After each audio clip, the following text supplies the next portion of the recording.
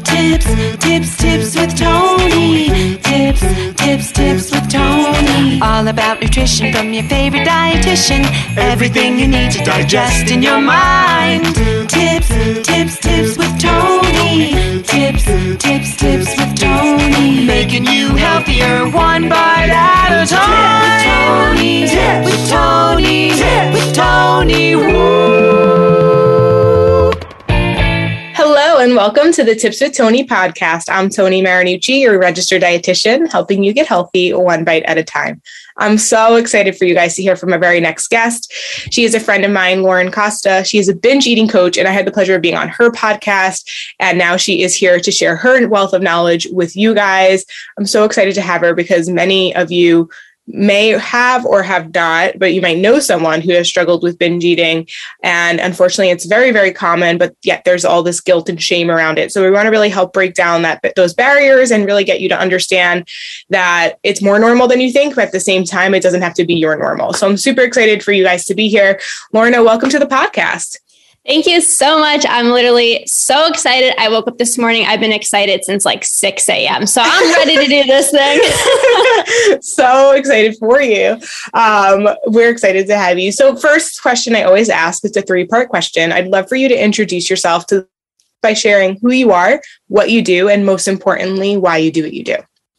Yeah, of course. So my name is Lorna and I'm a binge eating coach. So I specifically help women to improve their relationship with food and break free from, binge eating using brain-based techniques. We've wired this habit so deeply into our brain, and I provide my clients with certain tools to actually weaken and diminish the impulse so they don't even feel that desire to binge and self-sabotage with food. So the reason I got into this was I actually grew up as a dancer, and you can imagine what we need to look like. I think I was 14 years old, 12 or 14 years old, and being told I need to look a certain way in order to get front and center, in order to get certain dance parts, to be able to pair up with partners and get all these lifts. And I didn't really think too much of my body, to be honest, at that age, but there was this one dancer that I particularly looked up to. And of course, she was tall and thin and she had beautiful hair, beautiful smile. She was an amazing dancer. And one of my best friends actually told me that there was a rumor going around that she had called me fat. And that literally destroyed me I was in grade 8. And like I said, I didn't really think too much about my body, but this made me feel like the outlier. This made me feel like I didn't belong. It felt like I needed to fix my body. And ever since that day, my dieting history, essentially began. I began taking food groups out of my diet. I remember packing my lunch for grade 8 school, only allowing myself, fruits and vegetables. And that went on to me, following these rigid meal plans and then tracking calories and then doing keto, intermittent fasting, all the different diets out there.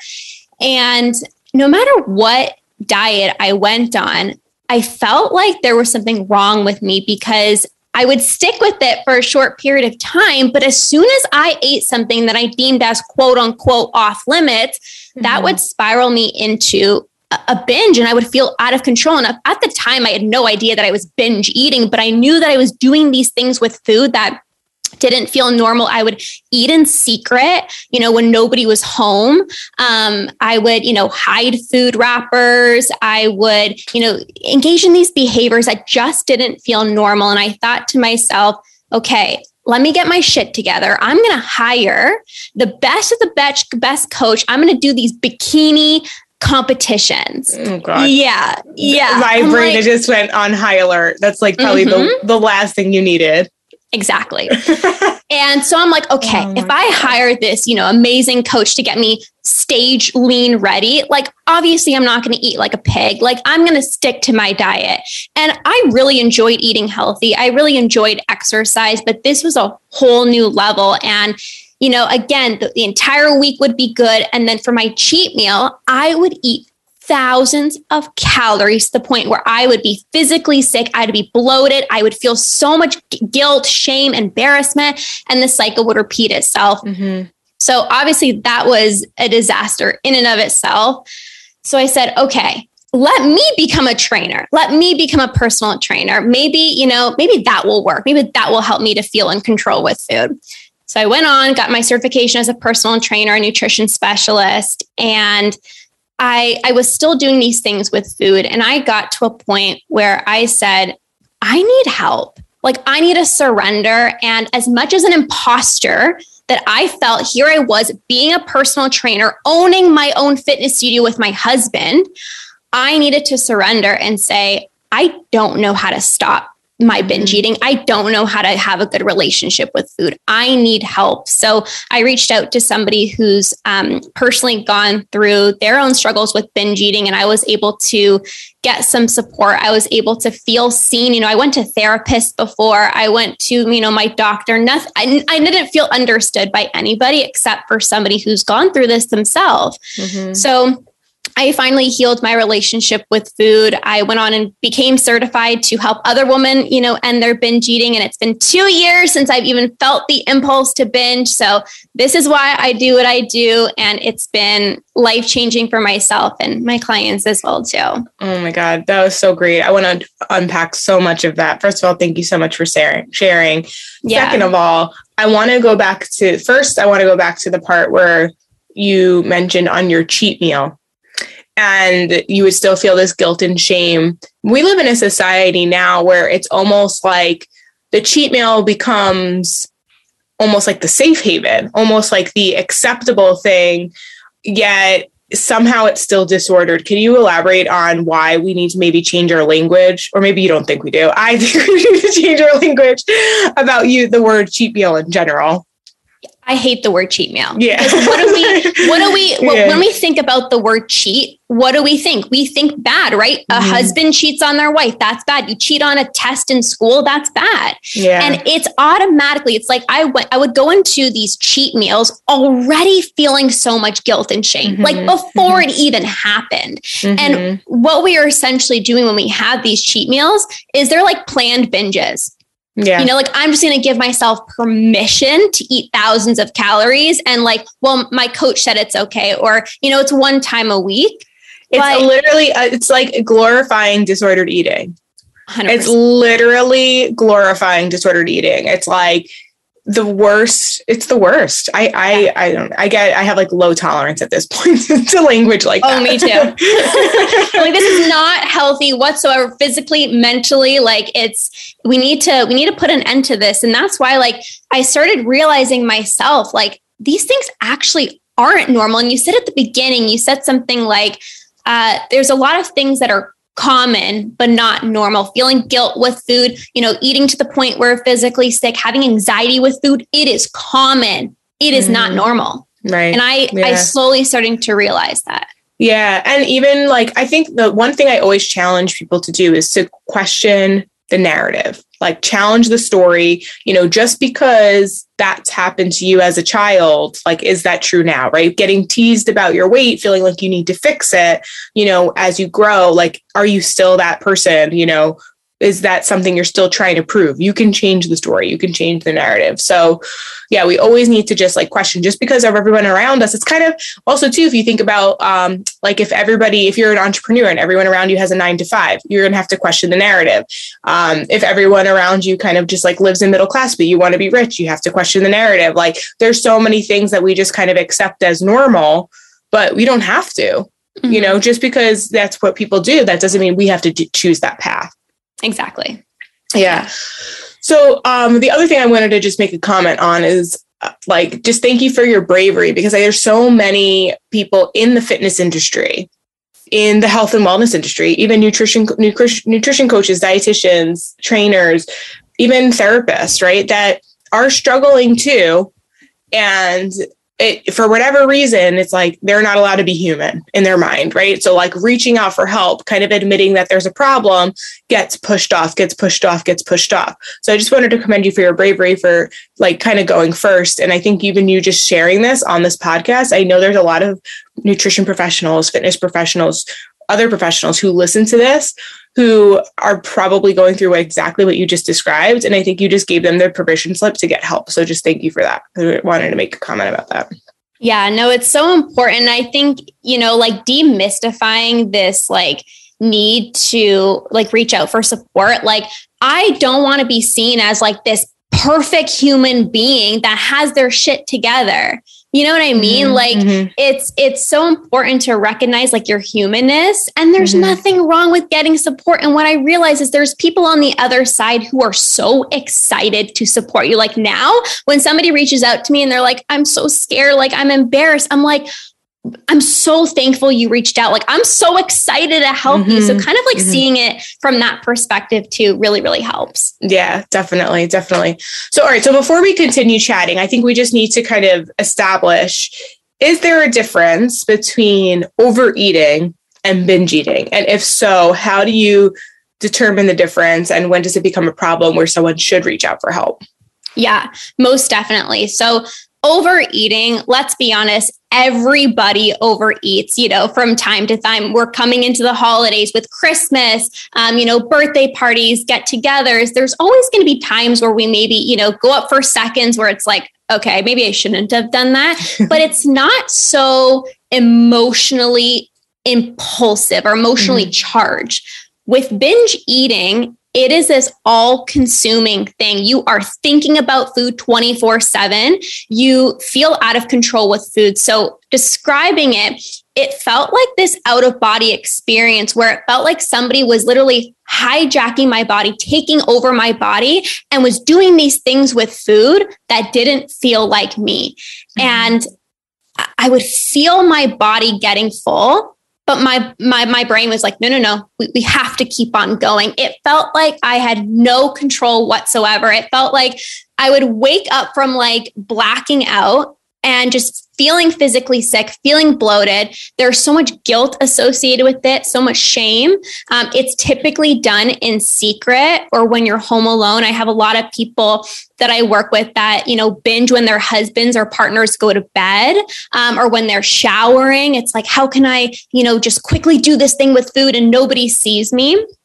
So the difference really between the overeating and the binge eating is that people who binge eat have this impulse, this drive to go and eat tons of calories. And the way that I describe the impulse, it's like an itchy mosquito bite that needs to be scratched. It's like, it feels uncomfortable. It feels like you have to give in. You have to eat right in that moment. And people who overeat don't feel that impulse. They don't feel that intense drive. So if you're thinking about food all the time, if you feel like you have zero control, if you're hiding food, you're eating in secret, again, that it's not normal. There's nothing to be embarrassed about, but we do want to really get some support because this is a habit that's so ingrained into the brain, and we have to rewire our brains to get out of these habitual patterns. Definitely.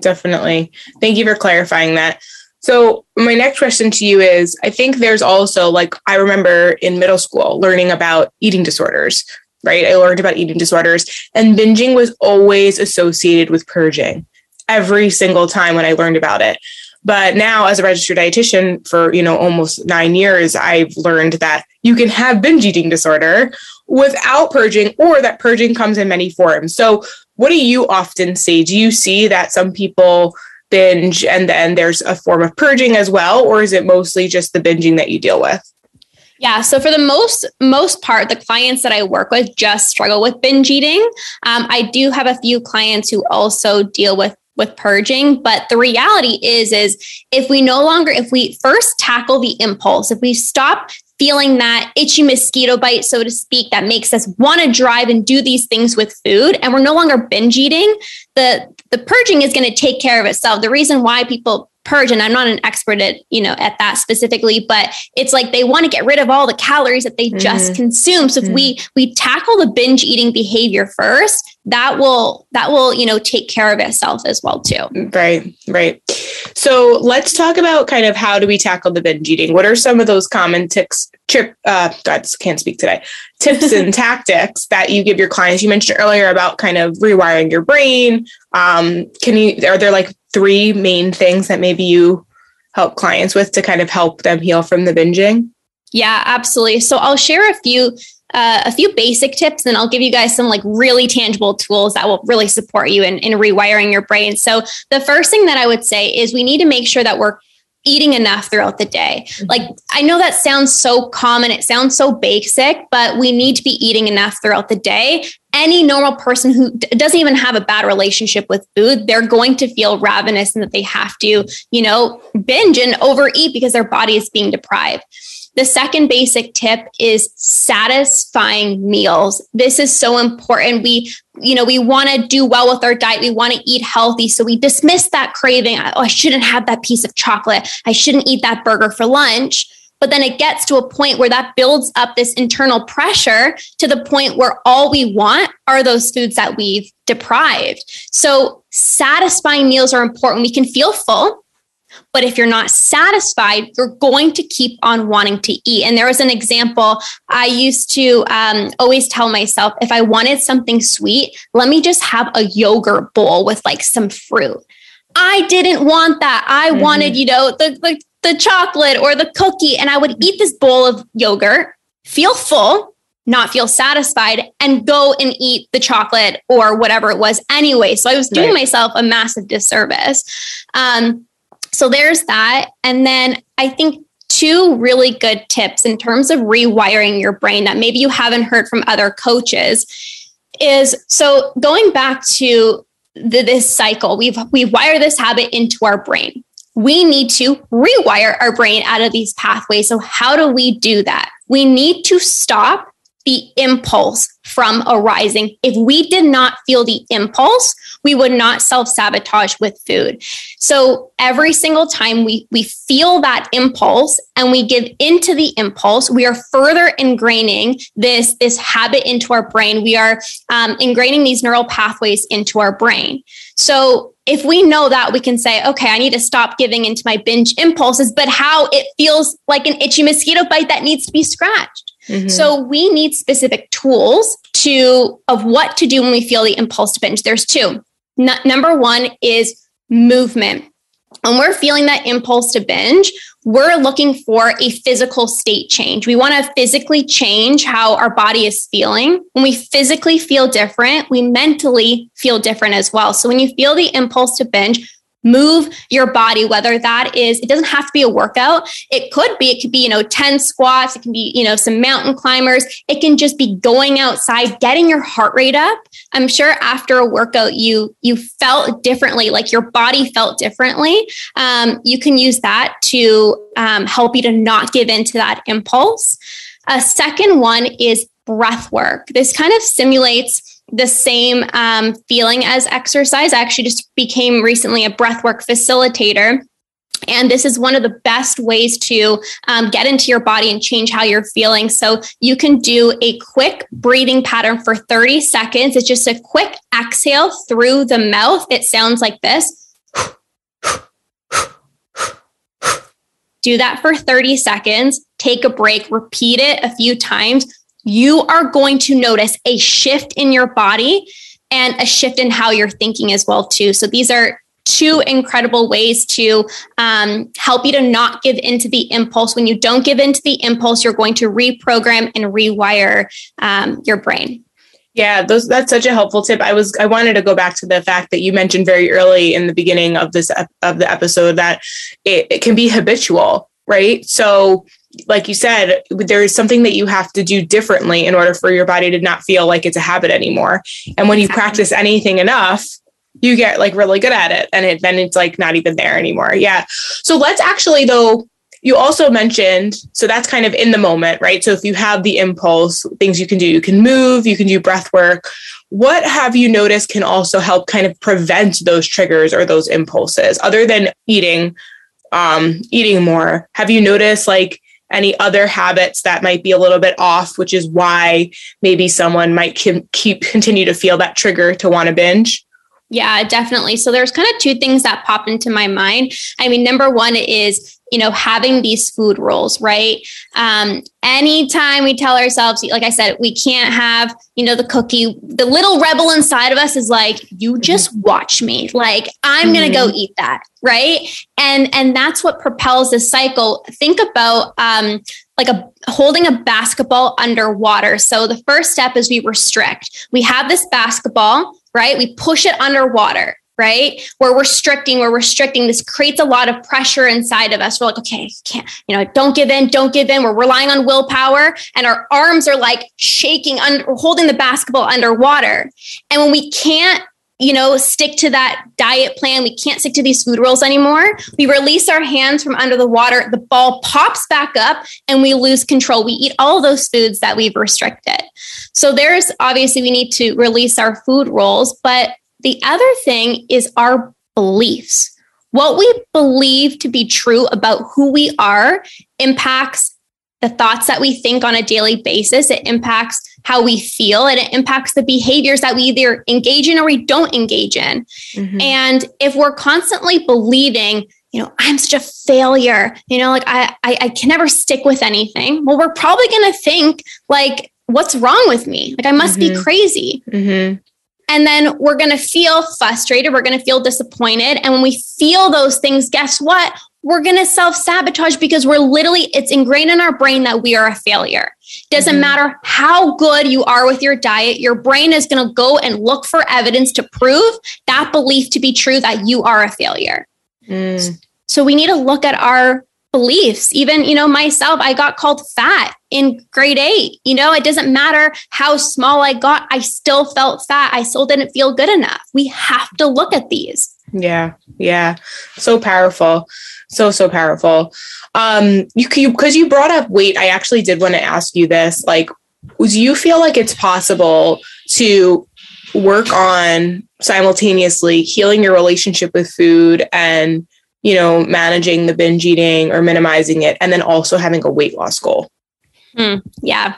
So common. So I guess we have to understand, like, the way, when it comes to weight loss, right? Most of the time we need to be in a calorie restricted state. We need to be, most of the time people remove certain foods from their diet, and that propels the diet binge cycle. So I always say to my clients, there's nothing wrong with having weight loss goals or wanting to change your body. There's actually a movement component in my program. I think it's important to, still feel good in your own skin, but we have to bake our cake, so to speak, in the right order. Meaning, when you have a good relationship with food, you're no longer self-sabotaging. Your weight will naturally take care of itself without even like trying to control it. Right. So we have to improve our relationship with food first and foremost, because I've seen it time and time again. When we have this desire to lose weight and we're trying to, release food rules, it doesn't work well. Yeah. It doesn't work well. I can definitely second that for sure. Yeah.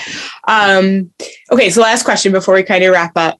What should someone expect as they're healing their relationship with food, kind of learning to manage the binging? What is like a realistic, I don't really want to say timeline, but like, what is realistic in expectations of like frequency of binging? Like, how do you know when you have healed your binge eating disorder? What are some of those parameters?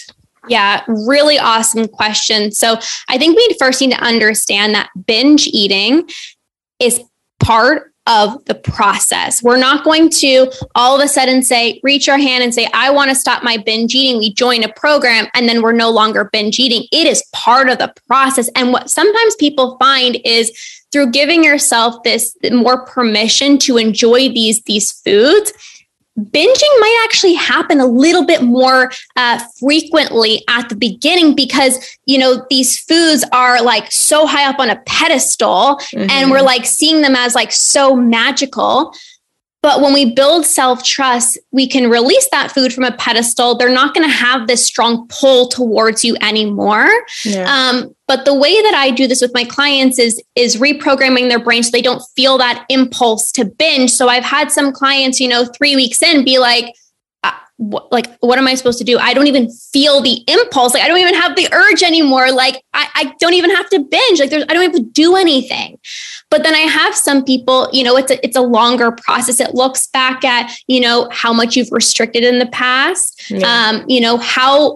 how fast you want to go through this process. Some people come in and they're like, I'm ready to go all in, and they heal so much quicker. Some people, we need to take a slower pace.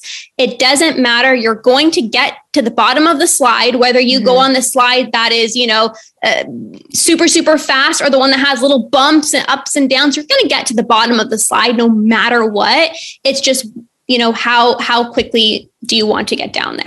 I actually really love that you said that, because it really does come down to the person making a decision. And so I don't want to sound insensitive in the sense that there are probably parts of you, especially if there's some deeper rooted things like anxiety, depression, OCD, right? Those are the things that so often are binge eating can be a symptom to that. But sometimes and often at the end of the day, it really does come down to you choosing to be I really am done with this. I'm really letting go. And I think behind that is this fear of letting go of it.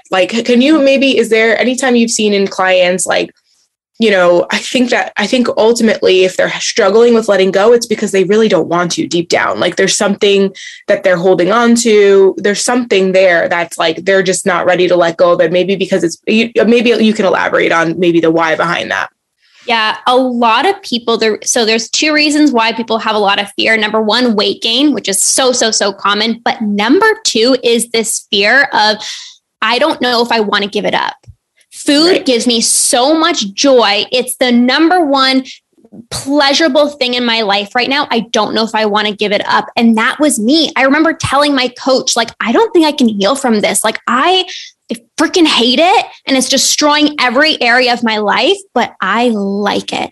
And guess what? We would not be doing these things with food if it didn't give us joy, if it didn't give us comfort. But we have to realize that the short burst of discomfort that we feel in not giving into the impulse creates long-term happiness, long-term fulfillment. Then the short burst of, comfort, maybe giving into the impulse, feeling that pleasure, and then dealing with long-term, dissatisfaction in our own skin and our health as well too. Yeah. Yeah.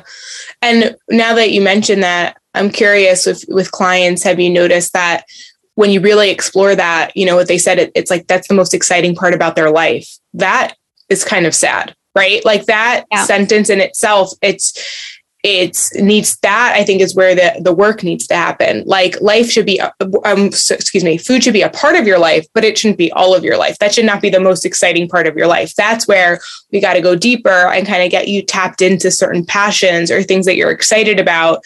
And I'm curious in your work, if you've ever noticed, just making those shifts, could they make a big difference?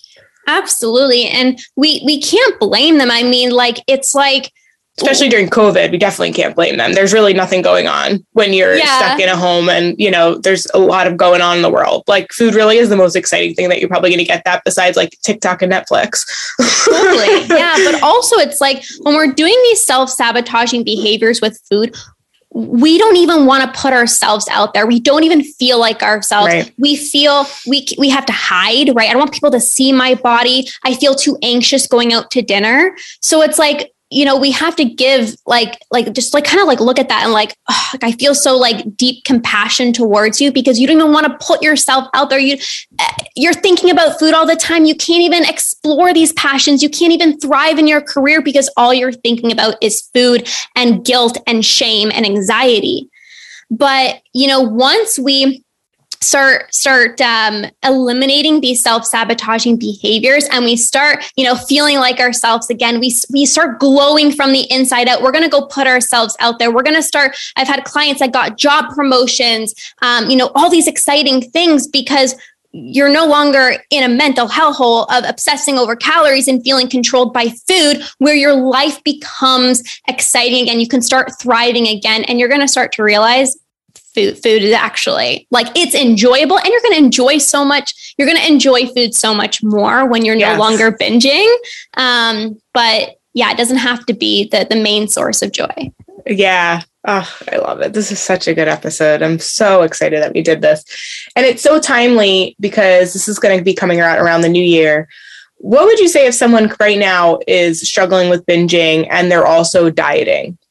Yeah. That was my life. You're like in knee deep, like in the middle, like for the new year, they decided to join, like did like Beachbody or Noom or Weight Watchers or whatever it is. And they're like knee deep in, and they signed up and they're committed and they declared that this is how they're going to work. This is what's going to work for them, but they're binging all the time. What would you say to them? Great question. This was my life for 10 years. No matter what diet I went on, I wanted to lose weight. I didn't even care about my binge eating. When I actually saw a few binge eating coaches on my social media feed, and I was like so annoyed by that. I'm like, I don't need to see your stuff. I just need to lose weight. I just need to, follow this diet plan. Like, I just need to do that. And I would say, number one, you have to be ready. You have to be ready to give up dieting and pursue healing. But I would also say it's not that you can't go back to, these certain things if you want to do that. But what you're going to find is when you improve your relationship with food and you're no longer binge eating, you're going to see how messed up diet culture is. And you're not going to want to do it. You're not going to want to go back. It's so freeing when you get to this place. Like, you are the last thing you're ever want to do is follow something. I swear. Exactly. Yep. You realize like, oh my God, what a waste of time and energy. Holy crap. Like, why would I ever go back to that? Exactly. Yeah. So it's so interesting. And it's just, it's thinking about, your long-term happiness as well too. Like, if you just bite this struggle in the butt right now, it's like, you're no longer going to have to go on that next diet. You're no longer going to, have to keep on repeating the same patterns over and over again. But you have to be, ready and willing and just done with diets. Like, I got to a point where I was so sick and tired of it. Like, I was desperate. Like, I was desperately needing support for my binge eating. Yeah. Well, I'm glad that you did it, because now look, you're helping so many other people. Yes, it's been incredible. Yeah. So awesome. Mm-hmm. So, okay, before we wrap up, anything last minute you want to add, say, share? I think maybe one piece of advice that I would say is, you're not broken. There's nothing wrong with you. And you don't need to feel embarrassed or ashamed to reach out for support. This is just a struggle that's, been ingrained into your brain. You're not broken. There is help out there. And connection is one of the most powerful things that you can do to heal. Connecting with other women who are going through the same thing, who are also sick and tired of dieting, to make you feel less alone, to have that support, because binge eating thrives in isolation. So get plugged in, get connected, reach out for support. There is a way out where you can no longer even feel that impulse to binge. Yeah. And it's such a great place. Thank you so much for being here. This was so informative, so incredible. I know that the listeners got so much value out of this. How can people connect with you and let you know that you're awesome and potentially work with you?